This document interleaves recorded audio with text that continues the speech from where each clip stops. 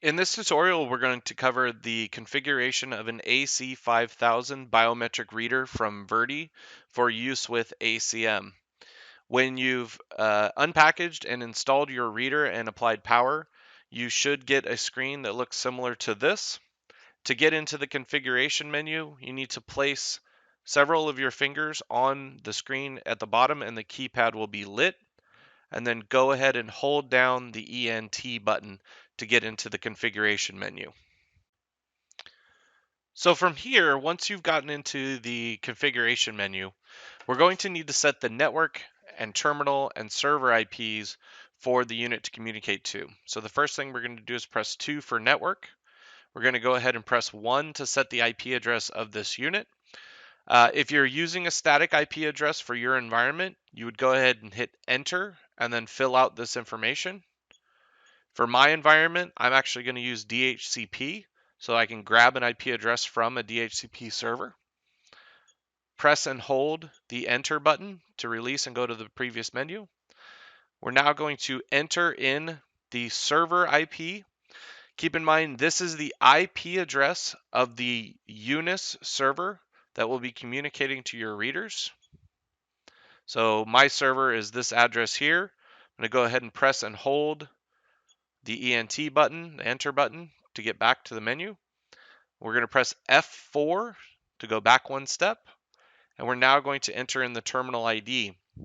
Keep in mind, for any of your Virdi installations, each reader has to have a specific terminal ID for them to communicate properly. So for my environment, I'm going to leave this one as 1.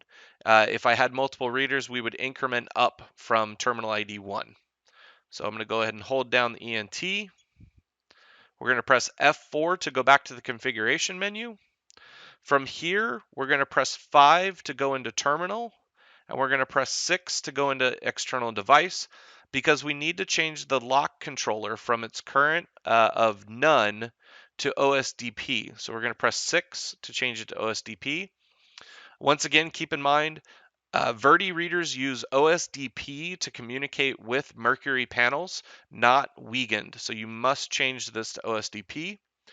Press and hold the ENT button, and then we're going to press F4 to go back, F4 one more time to exit out, and then press 1, then enter to save. At this point, your unit should go offline and then reset.